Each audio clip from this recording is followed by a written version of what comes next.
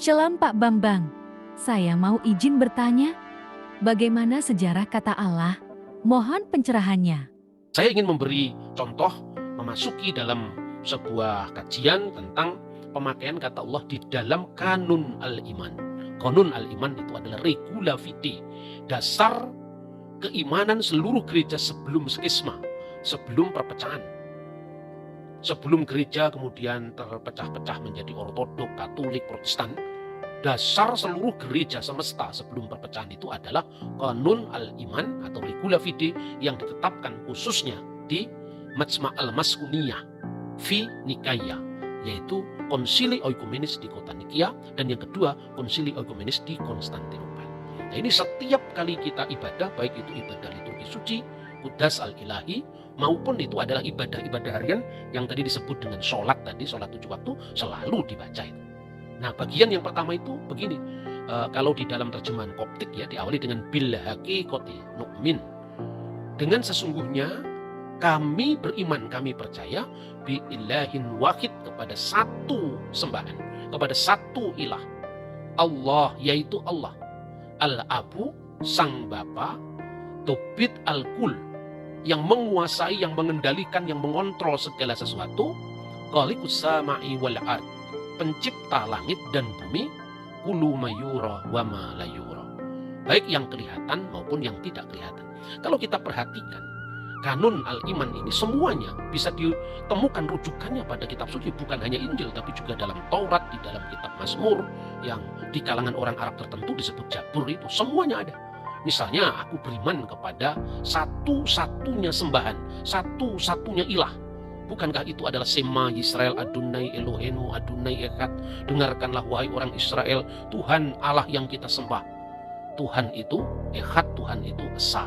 Dan Yesus menyebutnya itu sebagai hukum yang paling utama. Nah, percaya kepada satu Allah, kepada satu-satunya sembahan, ilahin wahid bi ilahin wahid, Allah, yaitu Allah. Bahwa Allah itu adalah satu-satunya ilah. Ini vocabulary Kristen. Sama sekali bukan merujuk kepada ajaran Islam, ini vocabulary Kristen. Dan ungkapan itu berarti merujuk kepada Allah al-ilah. Satu-satunya sembahan itu identik dengan bi ilahin wahid, yaitu percaya kepada ilah atau sembahan yang satu-satunya. Nah, sembahan yang satu-satunya itu ya al-ilah, yang kemudian disingkat menjadi Allah, seperti al-unas menjadi an-nas.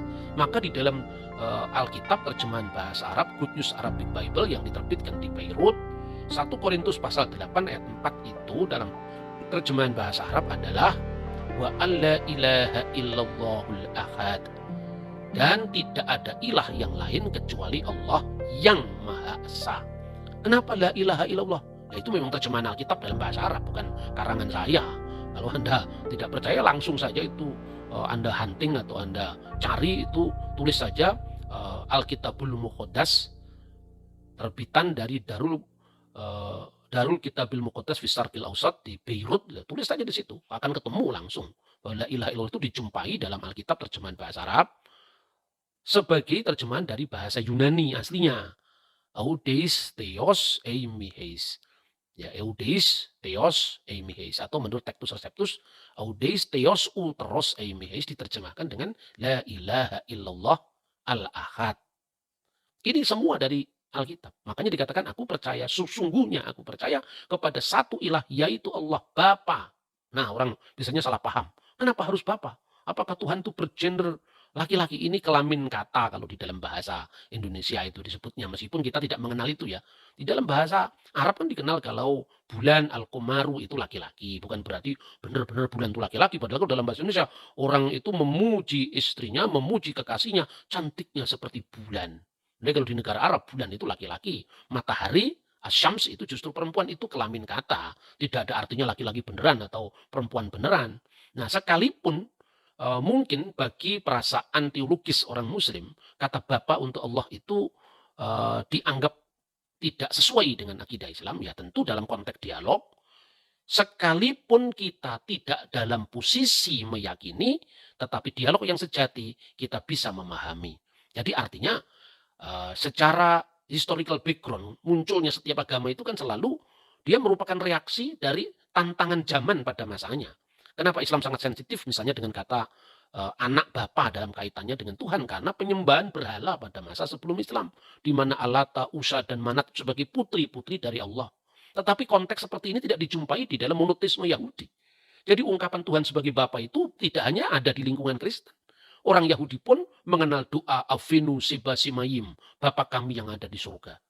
Nah, baru-baru ini ada temuan Laut Mati, The Dead Sea Scroll, itu salah satu naskahnya juga mengenal doa yang diawali dari Avinu Wimalkinu, Bapa kami dan Raja kami. Tentu Bapa di sini bukan kelaminnya laki-laki lalu punya istri supaya dia punya anak, bukan seperti itu. Itu pandangan yang sangat primitif saya kira. Maka disebut Allah yaitu Bapa. Dan ini dari kitab Perjanjian Baru.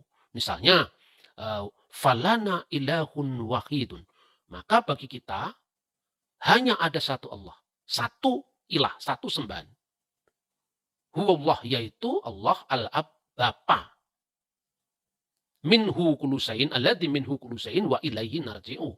Yang daripadanya berasal segala sesuatu dan kepada dia semua ciptaan itu akan kembali. Mirip dengan ungkapan inna lillahi wa inna ilaihi raji'un dalam Islam. Ini namanya memang serumpun bahasanya.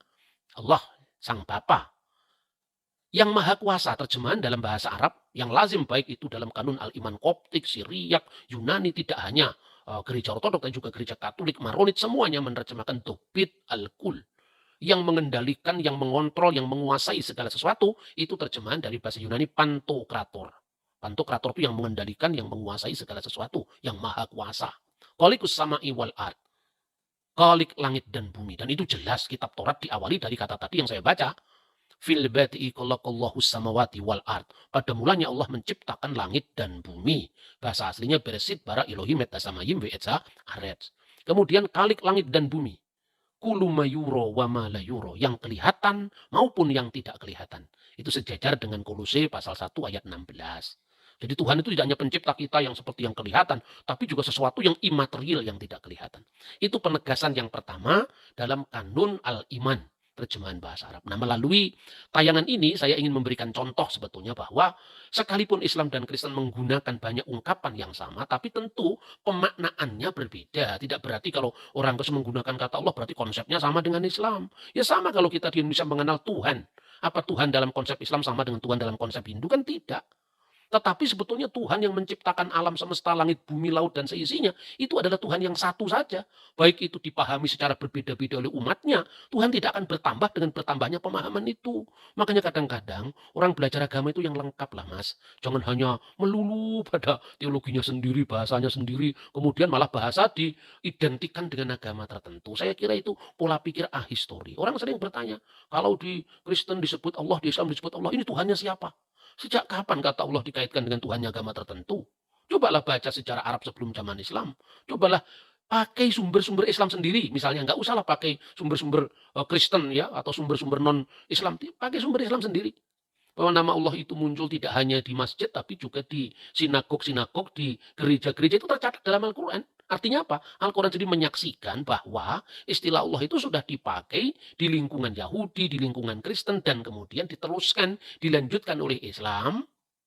Betapapun ada perbedaan dalam pemahaman. Kalau ada 3 pemahaman tentang Diponegoro, bukan harus mencari Diponegoro yang lain. Lain secara konseptual iya. Diponegoro itu di mata pemerintah Belanda, pengkhianat.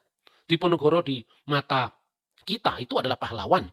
Diponegoro di kalangan aristokrasi atau para aristokrat Keraton Yogyakarta, orang yang baik yang berjuang tidak pada saat yang tepat. Nah, mana Diponegoro yang Anda pilih? Saya memilih Diponegoro seorang pahlawan. Tetapi bukan berarti ada orang lain yang juga namanya Diponegoro dan pengkhianat, tetapi itu bukan Diponegoro yang pahlawan itu. Perbedaan konsep itu tidak harus kemudian mematahkan ketajaman kita terhadap fakta. Oke Pak Bambang, penjelasan Anda sangat mencerahkan dan menguatkan iman kami. Terima kasih Tuhan Yesus memberkati.